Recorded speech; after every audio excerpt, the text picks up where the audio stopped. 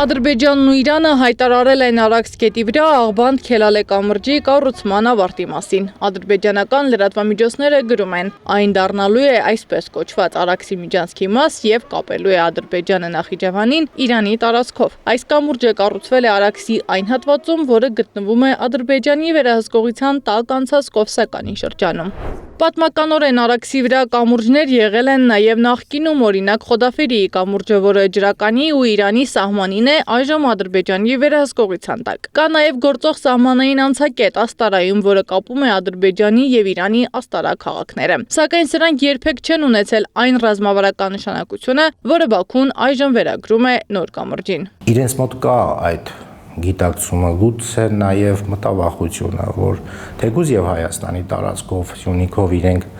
ճանապարհել ունենան, այնուամենայնիվ իրենց Հայաստանի նկատմամբ ունեցած տարածքային հավակնությունները, դա կլինի տարածաշրջանային քաղաքականությունը կլինի եւ այլն, այնուամենայնիվ գուցե իրենք գիտակցում են, որ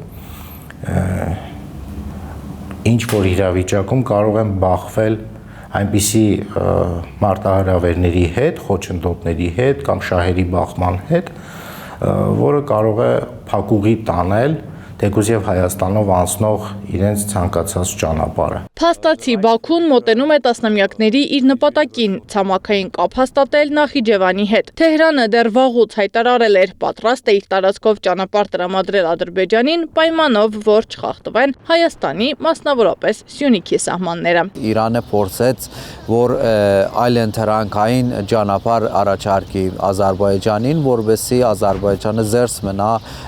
իր ներդրումները Հայաստանի վրա։ Իսկ այս պարագայում այսպես կոչված Զանգեզուրի միջանցքի պահանջը դուրս է գալիս օրակարգից։ Փորձագետների գնահատմամբ ոչ։ Իրանի տարածքով անցնող ճանապարհը լինելու է Թեհրանի իրավազորության ներքո։ Իսկ Հայաստանի տարածքով նախատեսվող տարբերակը Բաքուն ցանկանում է արտատարածքային ռեժիմով առանց Երևանի լիարժեք վերահսկողության։ Իրանի համար սա ուներ որոշակի նաև այլ ռազմավարական նշանակություն։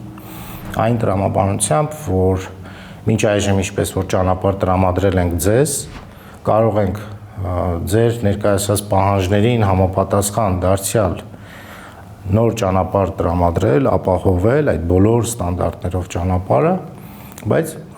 ձեռնպահ մնացեք Սյունիքի նկատմամբ ձեր հավակնություններից։ Փորձագետների խոսքով Աղբանդի կամուրջը կարող է դառնալ Զանգեզուրի միջանցքի տեխնիկական այլընտրանքը, բայց սա չի լուծում այն քաղաքական եւ աշխարհաքաղաքական հարցերը, որոնք Բաքուն փորձում է լուծել Սյունիքով անցնող ճանապարհի տարբերակով։ Այսինքն, եթե նույնիսկ Իրանի ճանապարհը գործի, միջանցքի թեման ամբողջությամբ օրակարգից չի հանվի։ Իրեն մինչև վերջ պահանջելու են, ինչքան կարողանան ստանան Իրան կփորձեն ստանան,